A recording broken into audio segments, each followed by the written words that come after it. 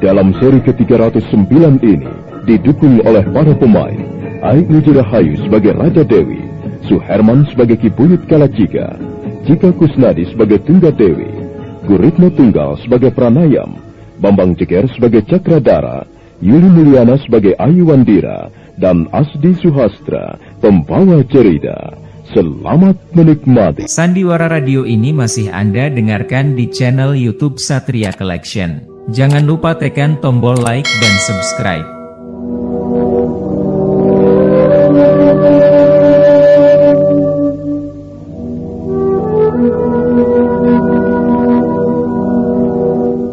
Ki Buyut Kalacika duduk bersila di ruangan pendopo. Wajahnya murung. Malam itu dia telah membunuh 2 orang manusia, dan salah seorang di antaranya adalah wanita. Lalu, mengapa Ki Buyut membunuh istri Kilat Bahu? Aku terpaksa melakukannya, Mayura. Istri Kilat Bahu berteriak-teriak. Dia menjerit-jerit begitu melihat mayat suaminya. Dan sepertinya dia tahu mengenai kalian, kelompok pendekar bunga putih. Barangkali Kilat Bahu sudah menceritakannya. Kasihan sekali wanita itu. Iya, kukira Ki Buyut telah mengambil keputusan yang tepat. Benar. Kalau Ki Buyut tidak segera menyingkirkan wanita itu, dia bisa membocorkan rahasia kita setiap saat. Iya. Rupanya Dewata Agung masih melindungi kita dari segala macam bahaya. Aku tidak tahu apa yang bakal terjadi kalau rahasia kita ini bocor. Dalam waktu sekejap, tempat ini akan didatangi puluhan pendekar. Atau mungkin aku pun tidak akan bertindak sendiri. Dia bisa bekerja sama dengan prajurit-prajurit Majapahit. Dan persoalan ini akan menjadi lain. Aku tidak ingin berbenturan dengan pemerintah Majapahit. Pendekar Bunga Putih bukan musuh pemerintah Majapahit.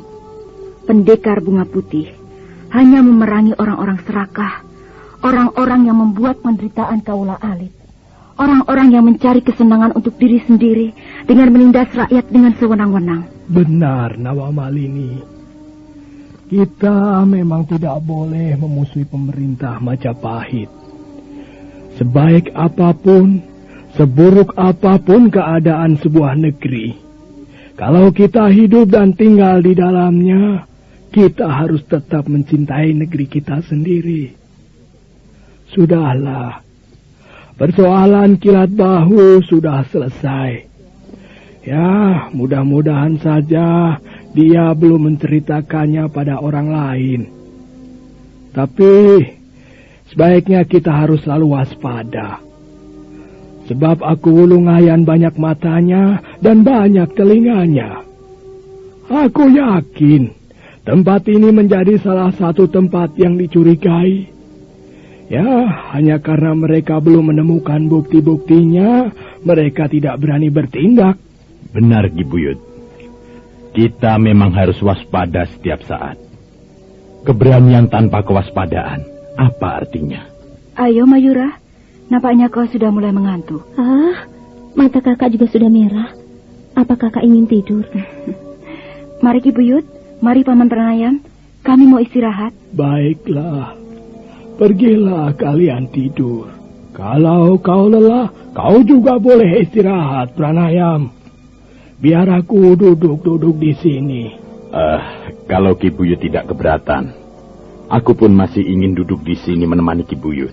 Ya, kalau begitu, ya silakan. Putri Tunggadewi dan Putri Raja Dewi segera melangkah memasuki ruangan tengah. Sekarang di ruangan pendopo tinggal Ki Buyut Kalacika dan Pranayam. Mereka meneruskan bercakap-cakap sambil menikmati minuman hangat dan makanan kecil. Kasihan. Apa Ki Buyut? Rasa-rasanya sampai sekarang ini aku seperti orang yang sedang bermimpi. Ya bagaimana tidak? Rumah gubuku yang jelek ini, keadaanku yang serba sederhana ini, tempat yang sederhana ini ternyata suatu saat menjadi tempat yang sangat bersejarah. Ya, bagaimana orang akan mengira bahwa di tempat ini pernah tinggal 2 orang putri kerajaan Majapahit? Ya, semua ini terjadi karena keadaan yang memaksa, Ki Buyut. Tapi ya memang hebat sekali. Kalian telah melakukan penyamaran dengan hebat sekali. Aku benar-benar kagum. 2 orang putri kerajaan Majapahit telah hidup di tengah-tengah rakyat jelata. Mereka benar-benar cantik dalam arti kata yang sesungguhnya. Bukan hanya cantik lahiriah, tapi jiwa mereka pun cantik gilang gemilang. Mereka mau luruh, mau bertindak sebagaimana kawula pada umumnya. Kasihan. Mereka telah menjadi korban ketamakan Sang Prabu Jayanegara. Ya, begitulah akibatnya. Bila seseorang memegang kekuasaan tanpa dibarengi kebesaran jiwa, picik dan licik, sampai hati benar mereka menyingkirkan saudara sendiri. Benar, Ki Buyut. Kekuasaan memang mudah menggelapkan hati seseorang. Kekuasaan ibarat makanan yang sangat enak. Di samping enak, makanan itu juga merangsang. Seperti minuman keras. Seperti tuak. Jika diminum sedikit, tubuh menjadi hangat. Kemudian orang menjadi ketagihan, Ki Buyut. Tapi jika terus-menerus diminum, dinikmati setiap saat, maka akhirnya orang menjadi mabuk. Dan kalau orang sudah mabuk minuman keras, sesungguhnya dia bukan lagi orang, karena kesadarannya turun, Ki Buyut. Kekuasaan. Mengapa orang selalu mendambakan kekuasaan? Bukankah kekuasaan hanya merupakan barang semu? Barangkali memang sudah demikian kodratnya, Ki Buyut. Maksudku, kodrat manusia menyukai barang-barang semu, barang-barang hayalan. Malam semakin larut. Bulan tua mengambang kesepian disaput awan. Ki Buyut Kalacika minta diri kembali ke ruangan biliknya. Demikian pula Pranayam. Ruangan pendopo sekarang menjadi sunyi senyap.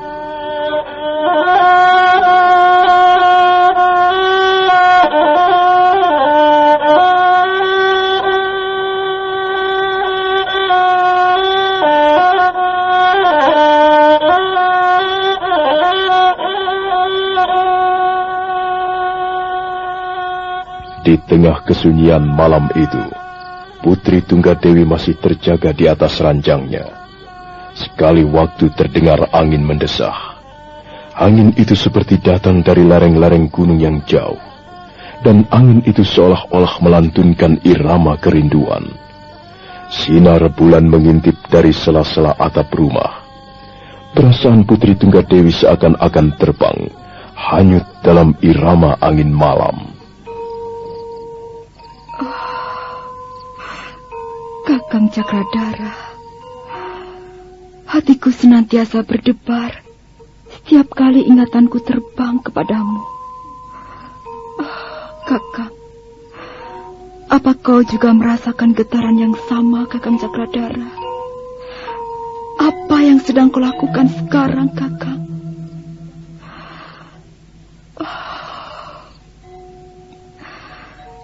Sudah sekian lama kita berpisah. Kita hidup sebagai pelarian. Kita hidup di tempat pengasingan kita masing-masing. Percintaan kita yang tulus dan suci telah direnggut karena kebusukan jiwa Kanda Prabu Jayanegara.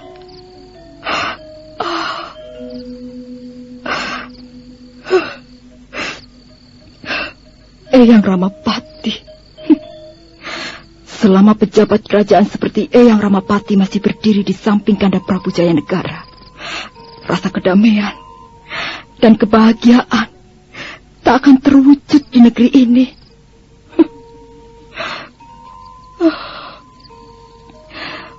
Majapahit bagaikan bahtera, sebuah perahu besar yang mengarungi lautan penuh bahaya.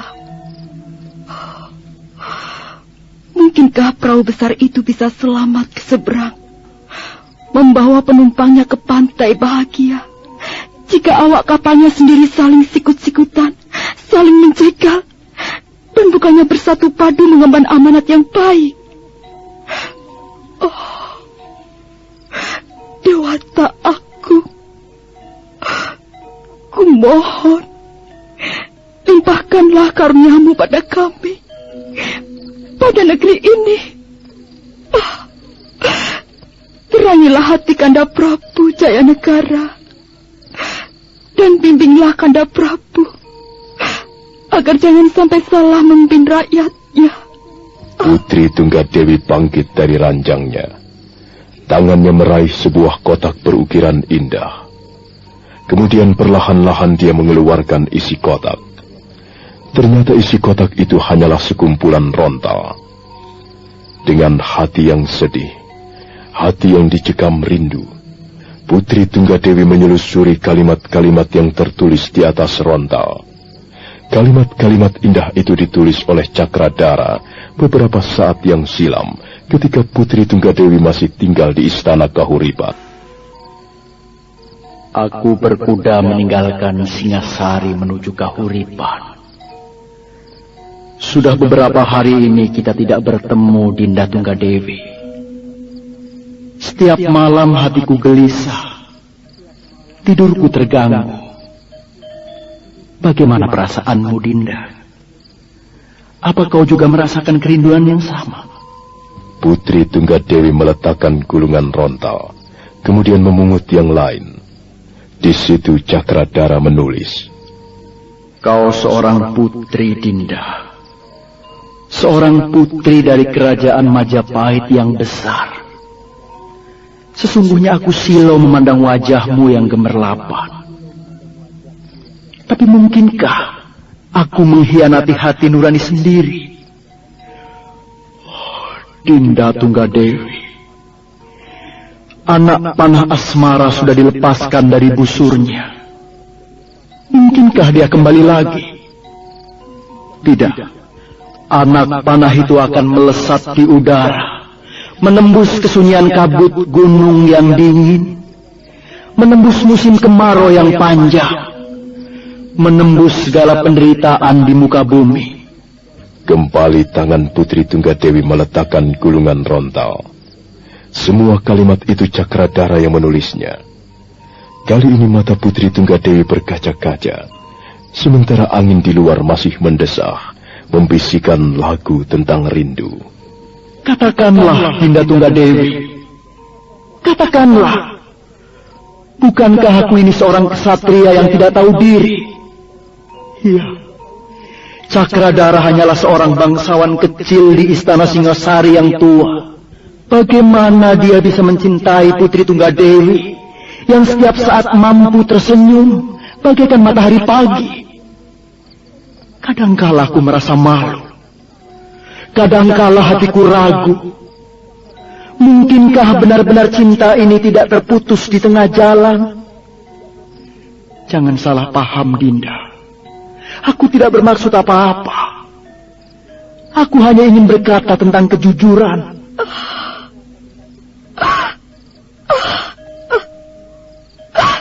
Kakang Cakradara, kalau saja kau tahu apa yang kurasakan malam ini. Rasa-rasanya aku ingin terbang setinggi-tingginya. Tapi mana mungkin aku terbang tanpa sayap.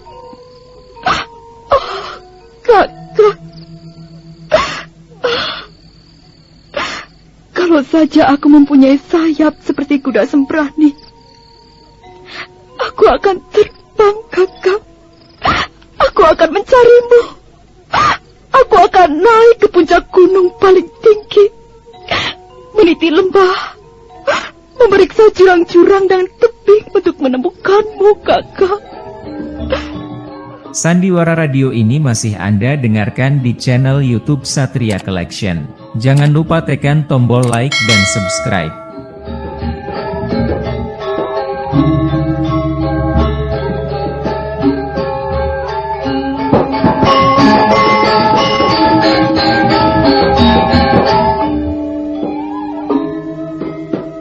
Pagi merekah bagaikan sekuntum bunga.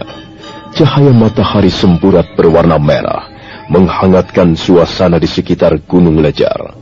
Burung-burung keluar dari sarangnya. Mereka terbang melintasi lembah untuk menunaikan tugas kehidupannya sehari-hari.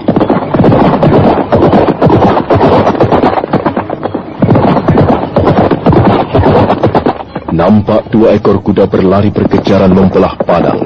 Dari jauh 2 ekor kuda itu bagaikan titik-titik hitam yang bergerak lambat. Angin pagi yang sejuk menyapu lembah-lembah di sekitar Gunung Lejar.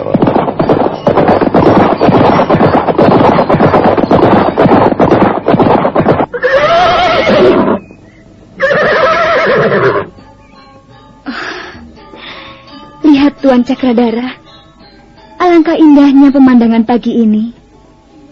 Angin berhembus tenang. Langit terbentang biru bagaikan payung raksasa. Angin berhembus sejuk. Lihatlah Ayu. Burung-burung berterbangan di udara. Saya senang sekali menikmati keindahan pagi seperti ini. Bagaimana dengan Tuan? Aku juga senang menikmati pemandangan alam yang indah. Bukan hanya mulut yang perlu memperoleh santapan, tapi juga hati. Kata-kata Tuan Cakradara seperti bait-bait syair. Tidak, aku tidak bisa menulis syair. Sampai kapan kita akan hidup seperti ini, Tuan Cakradara? Sampai kapan? Tentu saja sampai keadaan berubah. Selama keadaan kita masih seperti ini, kita masih harus tetap bersembunyi di tempat ini. Nenek Raga Runting itu memang hebat. Dia bukan saja menyelamatkan jiwa kita, tapi dia juga menyediakan tempat persembunyian yang aman. Tempat ini bukan hanya aman untuk bersembunyi, tapi juga sangat nyaman untuk dinikmati. Laksana surga loka. Aku dan adik kuda Merta sangat berutang budi pada kalian. Padamu, juga pada Nenek Raga Runting. Dulu kalian pernah menyelamatkan kami. Ketika itu, kami sedang dalam perjalanan menuju kota Raja Majapahit. 2 kali kalian telah menyelamatkan kami. Menolong kami dari ancaman bahaya. Kami tidak bermaksud apa-apa, Tuan Cakradara. Kami senang menolong orang yang memang membutuhkan pertolongan. Tuan tidak perlu mengungkit-ungkit soal itu lagi. Sebab menurut pendapat saya, jika seseorang memberikan pertolongan kepada orang lain, hendaknya dicatat di permukaan air. Sebaliknya, jika suatu saat kita memperoleh pertolongan dari orang lain, hendaknya dicatat di atas batu, supaya tidak mudah dilupakan. Sekarang kata-katamu yang menyerupai syair. Kau mewarisi bakat besar orang tua laki-lakimu, Ayu. Kau mempunyai bakat besar menjadi seorang kawiwara, seorang pujangga, seorang empu pencipta syair. Tuan, puji-pujian Tuan terasa panas di telinga saya. Tapi saya tidak yakin apakah pujian Tuan cukup tulus. Aku tidak bermaksud memujimu, Ayu. Aku hanya mengatakan apa adanya. Lihat Tuan Cakradara. Lihat puncak Gunung Lejar. Dia nampak gagah sekali. Gagah dan berwibawa. Konon puncak Gunung Lejar mempunyai cerita bersejarah. Apa kau sudah pernah mendengarnya, Ayu? Pernah, Tuan. Tapi hanya sepotong-potong dan kurang lengkap. Kau ingin mendengarkannya secara lengkap? Kalau Tuan bermaksud mendongeng, saya bisa menjadi seorang pendengar yang baik. Kalau begitu, ayo. Ayo kita cari tempat yang enak. Itu, di sana. Di atas tebing itu. Hiya, hiya, hiya, hiya.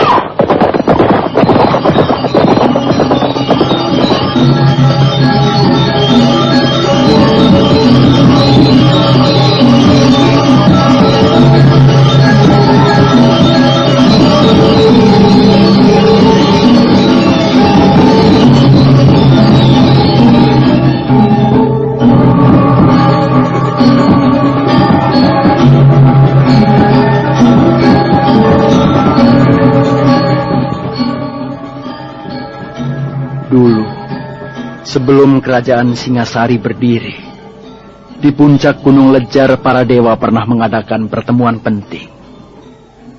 Pertemuan itu dipimpin oleh Dewa Brahma. Mereka membicarakan perihal rencana mengangkat Ken Arok menjadi Raja Tanah Jawa. Secara kebetulan, Ken Arok mengintip jalannya pertemuan. Rencana para dewa berjalan dengan mulus.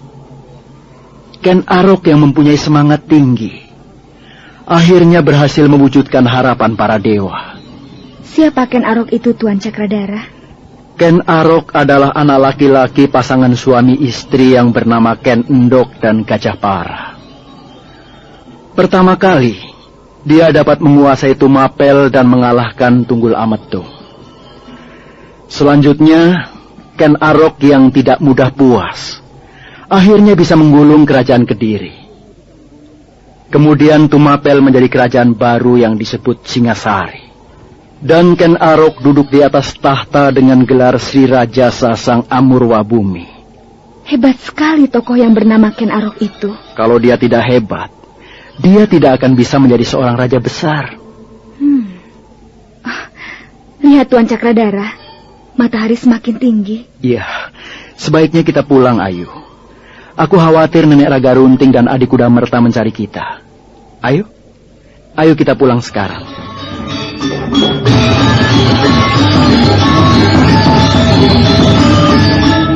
Di pagi yang cerah itu, Ayu Wandira dan Cakradara berkuda melihat pemandangan dari lereng Gunung Lejar.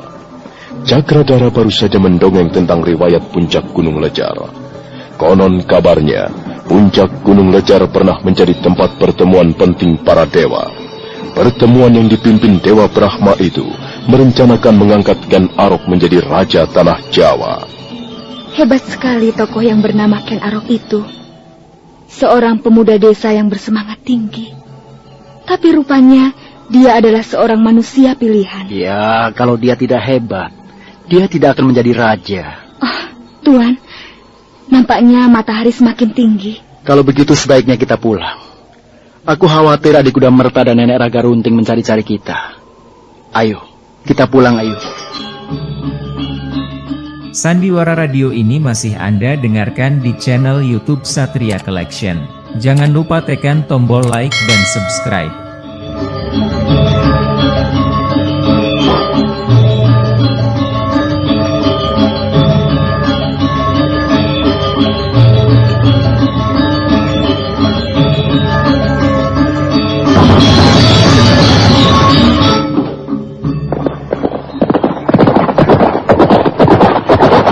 Kembali Ayu Wandira dan Cakradara menunggangi kudanya masing-masing.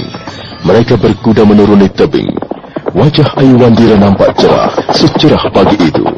Dia berkuda penuh semangat, sekali waktu kudanya melompati sebongkah batu. Setelah beberapa saat lamanya berkuda, akhirnya mereka tiba di halaman pondok.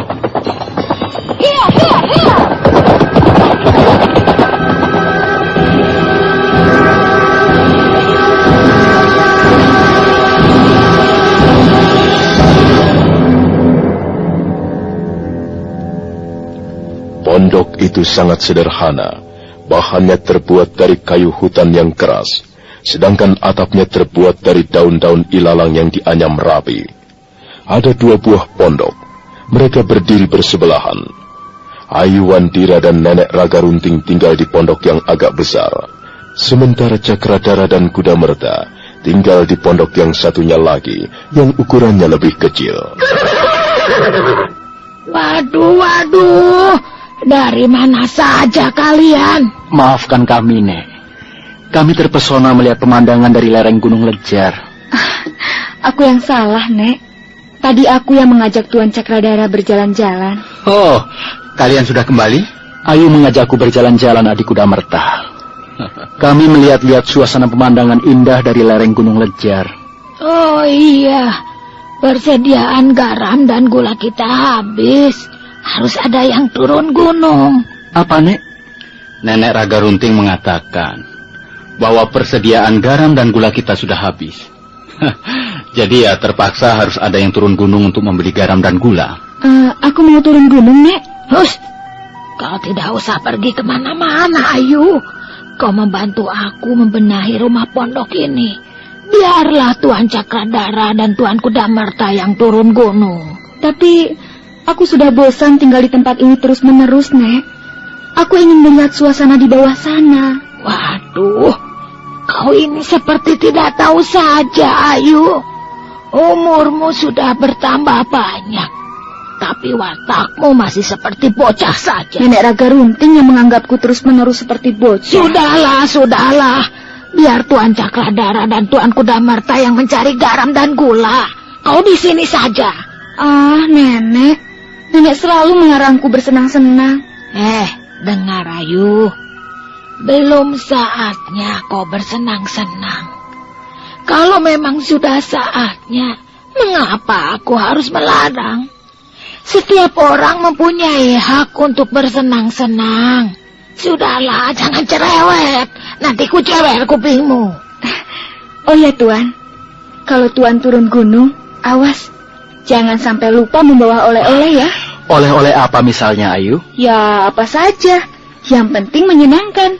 Aku akan membawa oleh-oleh sepasukan prajurit Majapahit. Tuan menggoda saya. Boleh Tuan membawa 10 orang prajurit.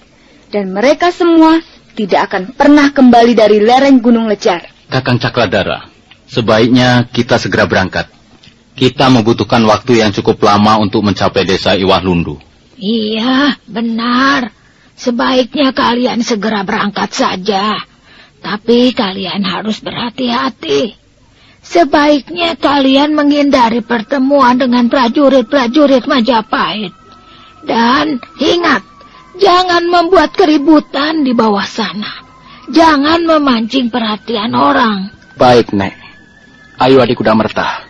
Mumpung hari masih belum terlalu panas. Jangan lupa oleh-olehnya, Tuan Cakradara. Awas kalau lupa. Cakradara hanya tersenyum. Dia menepuk pundak Kudamerta, dan mereka pun melangkah ke samping pondok. Tak lama kemudian mereka sudah kembali lagi sambil menuntun kudanya masing-masing. Cakradara segera naik ke atas punggung kudanya. Demikian pula Kudamerta. Kami pergi dulu, Nek. Iya, hati-hati ya. Jangan terlalu lama perginya. Iya.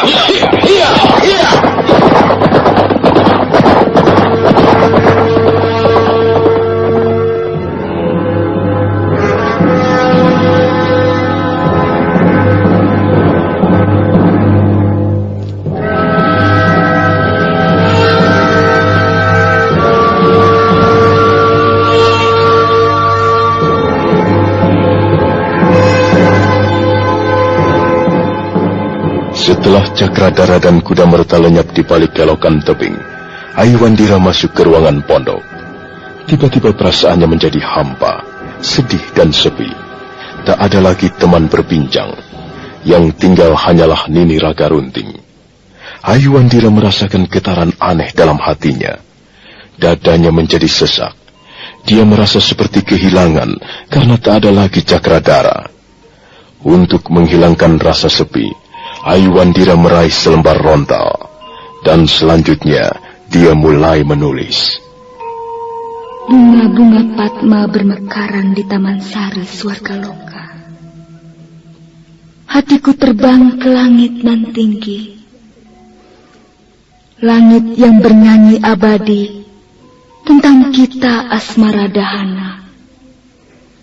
Sukmaku melayang-layang menggapai bayang-bayang rembulan. Oh, bunga-bunga Padma bermekaran di Taman Sari Swargaloka. Lihatlah, aku berlari-lari mengejar kijang kencana. Aku berlari sambil memanggil-manggil namamu tiada henti. Kakiku tersandung batu-batu hitam dan tajam. Darah menetes dari luka. Luka yang manis. Luka yang dibakar api kerinduan. Oh, bilakah sang surya singgah bersemayam dalam hatiku yang dingin dan sepi? Adakah kau mendengar jeritan jiwaku? Bilakah Sudahkah kegelapan berganti terang benderang? Wahai alam yang diam, hapuskan segala batas dan jarak. Aku ingin hanyut dalam sungai hatinya. Aku ingin menyanyikan tembang asmara dahana untuk menawarkan rindu dendam.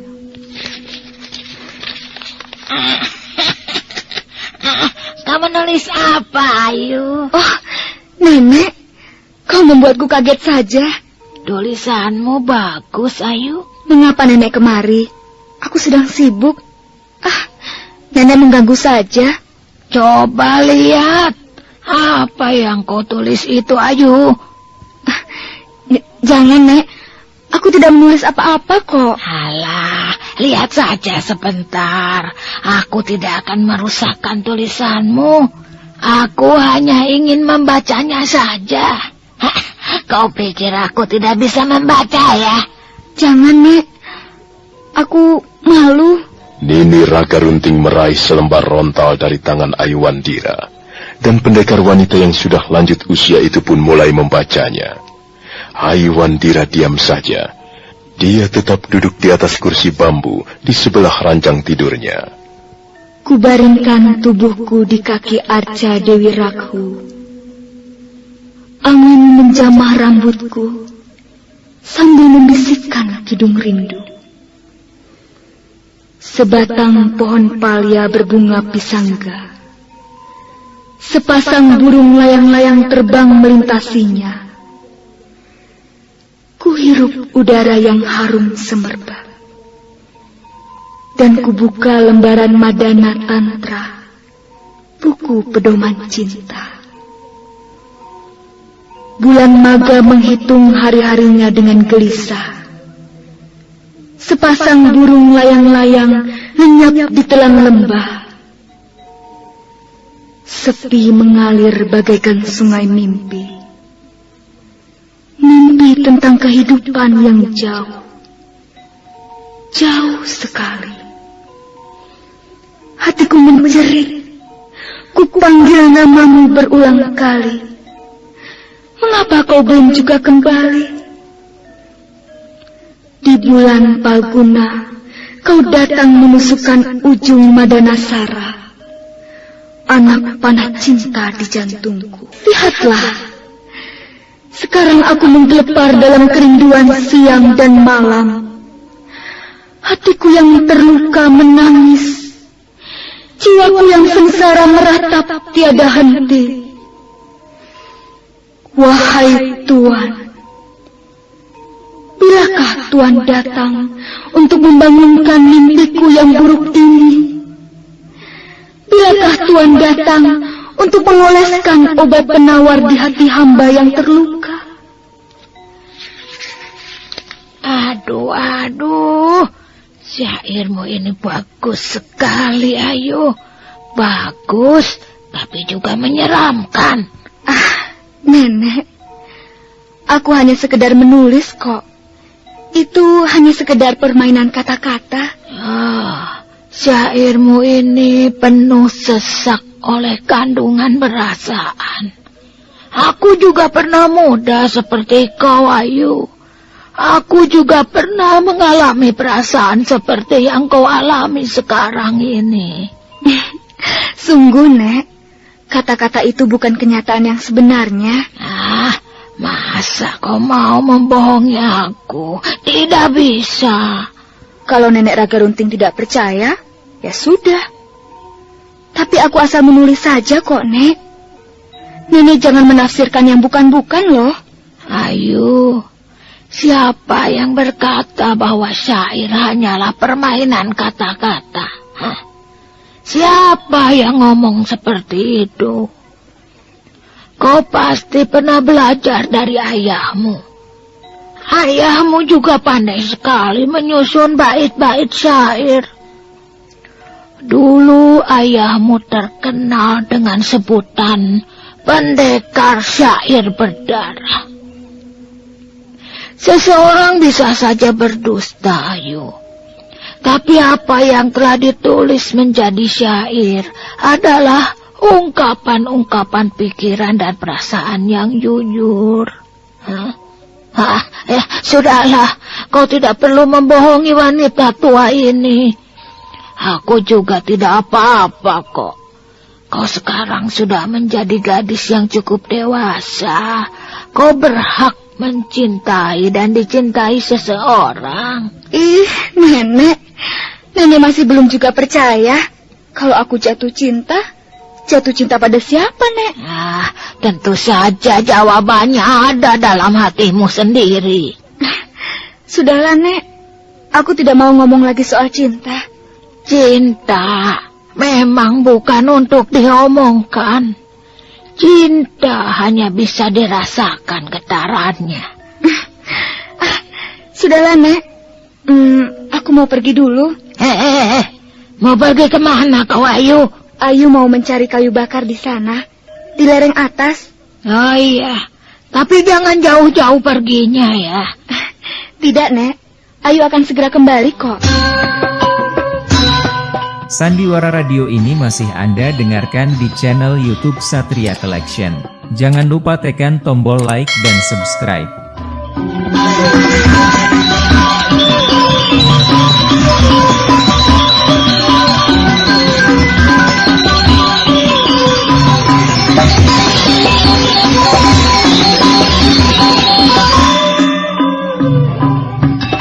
Nini Raka Runting menggeleng-gelengkan kepalanya. Dia melihat Aiwandira bergegas keluar pondok, dan sebentar kemudian gadis itu sudah lenyap di balik pohon-pohon liar. Aiwandira berlari-lari kecil mendaki lereng. Tiba-tiba dia berhenti, matanya menatap ke arah yang jauh. Tiba-tiba dia merasakan hatinya kembali dikerayangi sepi. Oh, Tuan Cakradara, apakah Tuan juga merasakan getaran-getaran seperti di hatiku ini? Oh, tidak. Aku yakin Tuan tidak merasakannya. Oh, aneh sekali memang. Dulu aku tidak merasakan apa-apa. Tapi begitu Tuan Cakradara pergi, ada sesuatu yang sangat menyakitkan. Oh, perasaan apa ini namanya?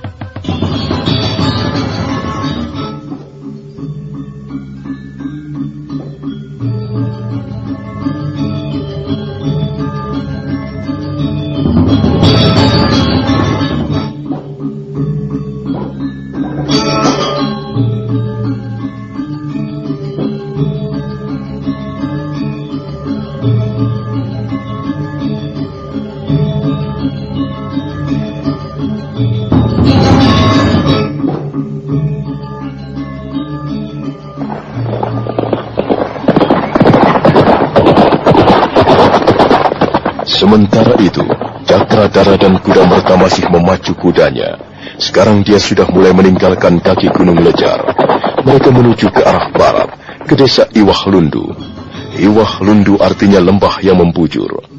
Desa Iwah Lundu masih termasuk wilayah Mucuk Kunda.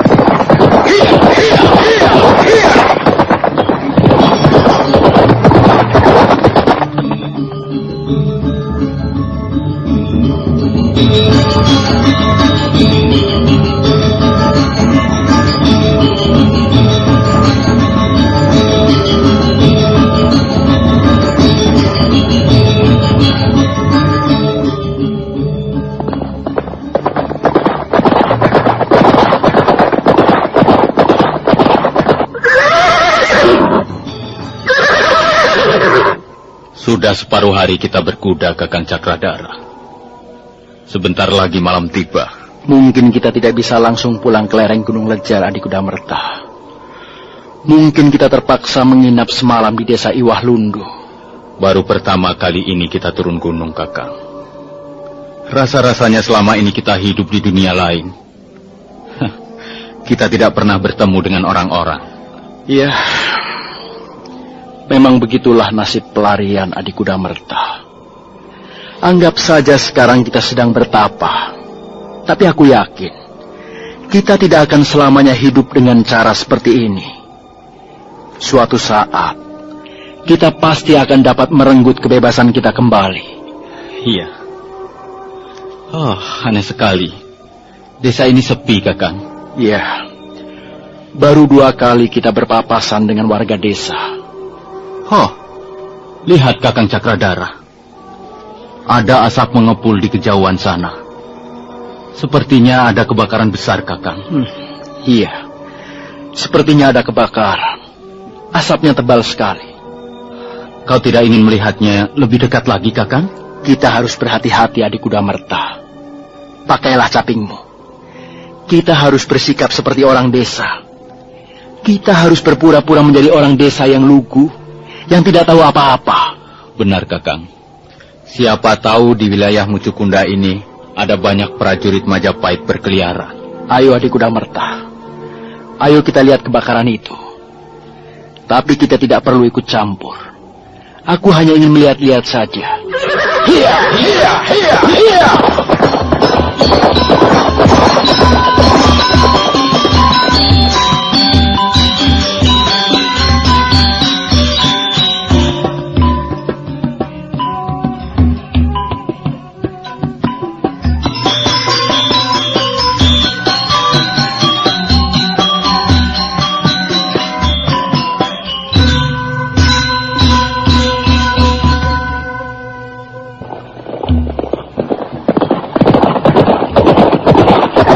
Cakradara dan Kuda Merta kembali melarikan kudanya. Kali ini mereka menuju ke arah asap yang mengepul di tepi desa. Mereka terus memacu kudanya. Nah, bagaimanakah kisah selanjutnya? Saudara pendengar, silakan menunggu seri berikutnya. Sampai jumpa.